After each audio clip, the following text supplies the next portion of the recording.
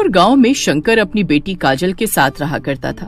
शंकर की पत्नी का कई महीनों पहले एक बीमारी के कारण देहांत हो चुका था, जिसके बाद से शंकर बीमार रहने लगा। उसे अपनी जवान बेटी की शादी की काफी चिंता होती थी, जिस वजह से वो और ज्यादा बीमार रहने लगा और शंकर की बेटी काजल को घर संभालने के लिए काम करने के लिए निकलना पड़ा। पिताजी, आप समय पर दवा खा लीजिएगा, मैं काम पर जा रही हूँ। इतना कहकर काजल घर से निकल जाती है और पहुँचती है उस जगह पर जहाँ वो मौत से खेलकर पैसे कमा रही थी। दरअसल काजल मौत के कुएं में मोटरसाइकिल चलाकर लोगों का मनोरंजन किया करती, जिसके लिए उसे अच्छे खासे पैसे मिल रहे थे। हालांकि लड़की को गांव वाले पहली बार मोटरसाइकिल चलाता हुआ देख लंबी लंबी कतार में मौत के कुएं का ये शो देखने आया करते।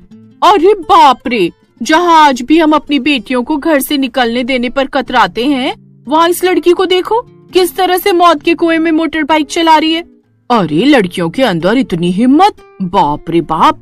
जिसकी भी बेटी है, मैं तो भगवान से यही दुआ करूंगी कि इतनी हिम्मत वाली बेटी भगवान सबको दे। मैं भी पहली बार किसी औरत को मोटर बाइक चलाते हुए देख रहा हूँ। सच में जिसकी भी बेटी होगी बहुत खुश नसीब बाप होगा वो। जहाँ एक तरफ काजल को देखने लोगों की भीड़ लग जाया करती, वहीं दूसरी तरफ काजल के गांव का ही चंदन उसे वहाँ लेकर आया था, जो खुद भी दूसरी तरफ मौत के कुएं में लोगों का मनोरंजन किया करता। अरे चंदन, जिस लड़की को तू काम दिलाने के लिए लेकर आया था, उस लड़की ने तो हमारा सारा काम खराब कर दिया है। देख जरा लोगों की कितनी लंबी लाइन लगी हुई है और हमारे पास गिनती के 5 लोग हैं। अरे कमाने की बात तो छोड़ो, जो लगाया है वो भी नहीं निकल पाएगा। तूने सही नहीं किया, अपना ही काम खराब कर लिया है तूने।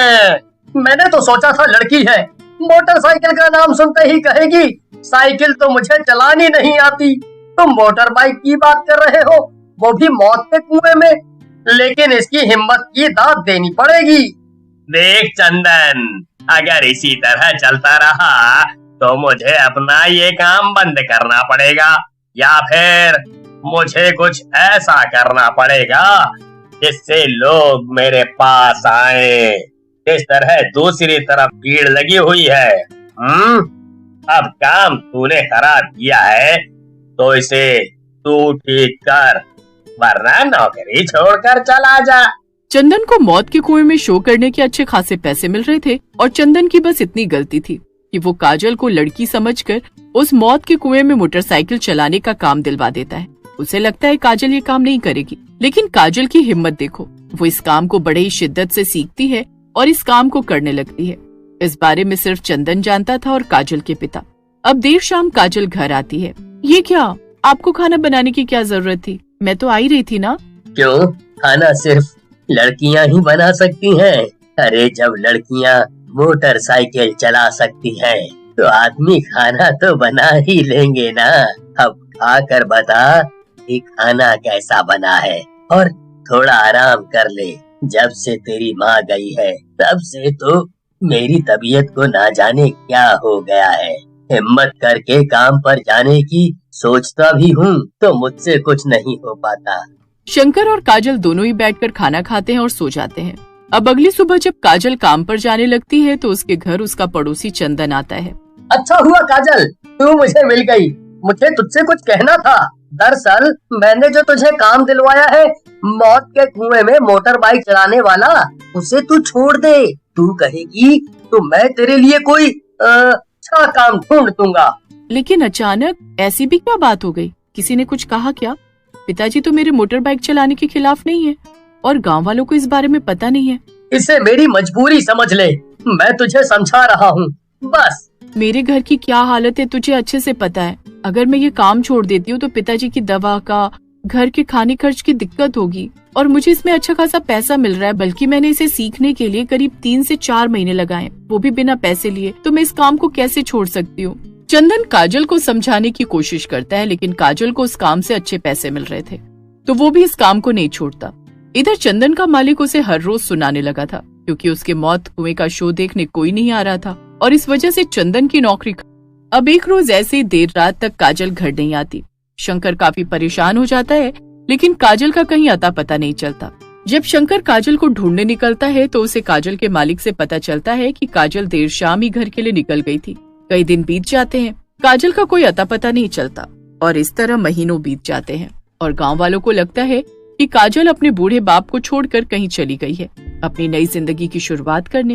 अरे शंकर काका, ऐसे हैं आप? सुनकर बहुत दुख हुआ कि काजल आपको छोड़कर चली गई, वो भी इस हालत में। ये तो बहुत गलत है।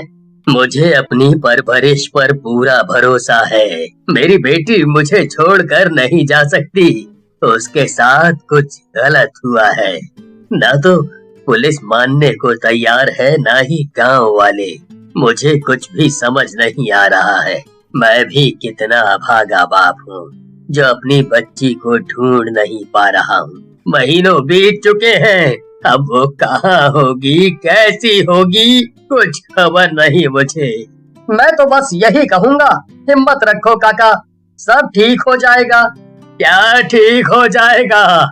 हाँ, क्या ठीक हो जाएगा? एक बाप के लिए इससे बड़ा दुख और क्या हो सकता है कि उसकी बेटी महीनों से गायब है। धीरे धीरे कई और महीने बीत जाते हैं।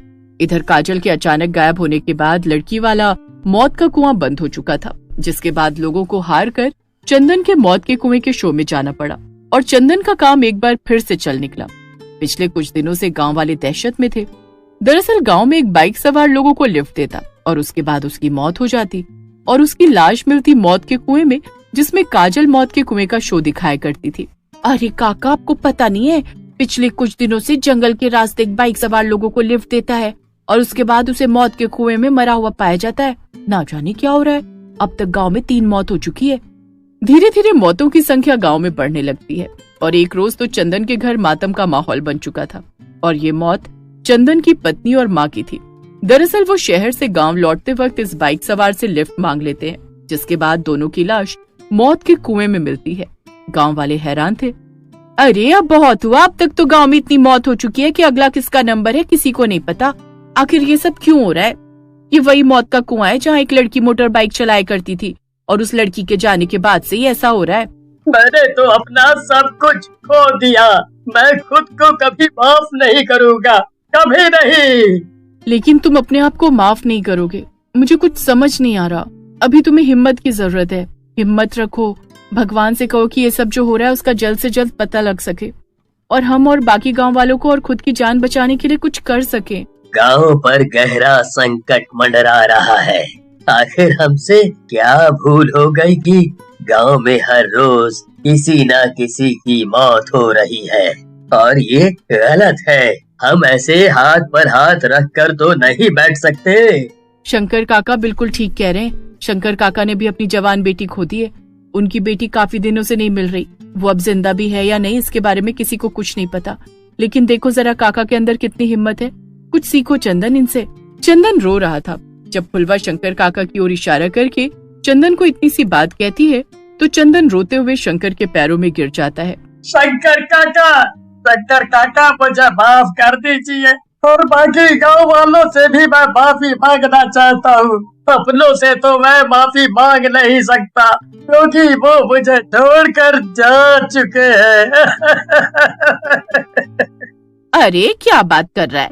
लगता है अपनी पत्नी और माँ को खोने का गहरा सदमा लगा है चंदन को। मैं सारे गांव वालों का दोषी हूँ, खुद अपने घर वालों का भी, क्योंकि इस काजल की आप लोग गायब होने की बात कर रहे हैं उसे मैंने ही मार डाला था।